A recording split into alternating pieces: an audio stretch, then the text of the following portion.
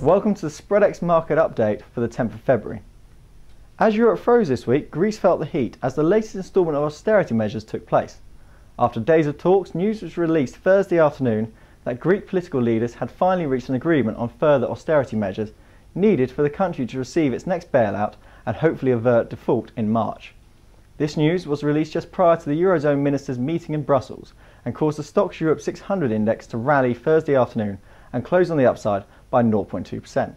However, a string of broken promises has left the IMF exasperated over the €130 billion bailout, with weeks of disagreement leaving little time for Greece to avoid defaulting.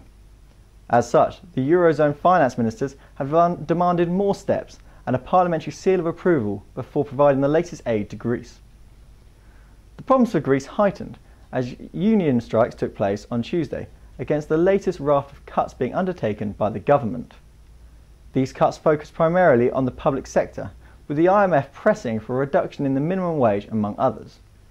Ministers have given the debt-ridden country to the middle of next week to create an extra €300 million in savings, with part of the gap to be filled by the cuts in defence spending, among others. Away from Greece, there was positive news for the Eurozone, with the euro strengthening to above the 133 mark against the dollar. However, in part due to renewed hopes from Greece, but also because of the Eurosentics investor confidence data. This is a key figure of economic health, and it was greatly improved in the latest sector, coming in at minus 11.1, exceeding the minus 14.8 forecast.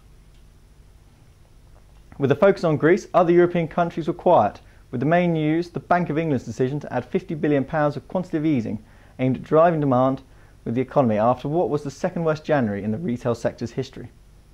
On the continent, Germany held a reasonably successful bond auction, and Italy announced that its GDP fell 0.2% in quarter 4, more than quarter 3. They predict there will be no improvement in what it will be seen in quarter 1 of 2012. Light crude jumped a couple of dollars Monday as Iran announced that it will cut oil deliveries to what it terms as hostile states as sanction pressures start to bite.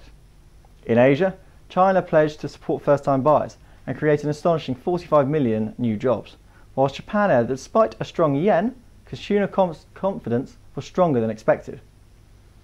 With Europe the focus, America has been quiet this week, with the Dow steadily strengthening to its highest level since 2008. Corporate profits are cited as the predominant reason for this.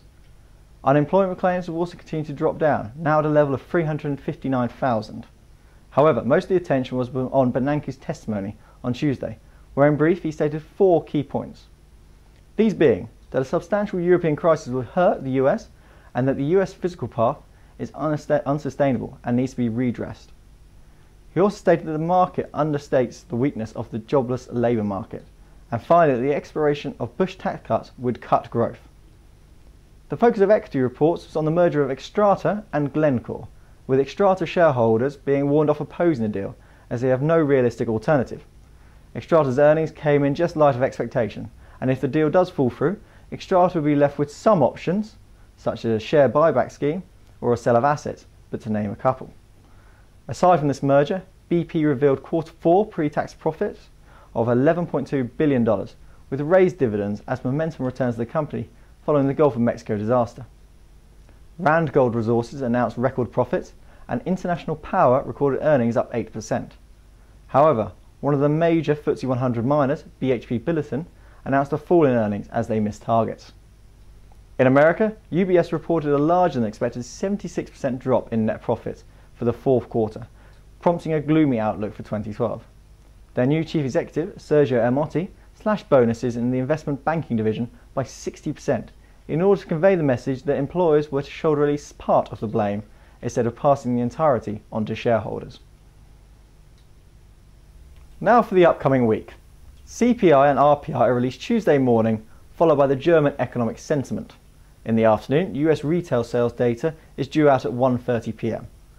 On Wednesday, we have the UK claimant count number and the Bank of England inflation report is released. Thursday is quiet in Europe with building permit, PPI and unemployment claims data out from the US at 1:30. Friday sees retail sales from the UK and core CPI from the US. On the earnings report front, we have Barclays on Wednesday, African Barrick Gold, BAE Systems, Kingfisher and Cable & Wireless on Thursday, whilst in America, no Dow Jones firms report.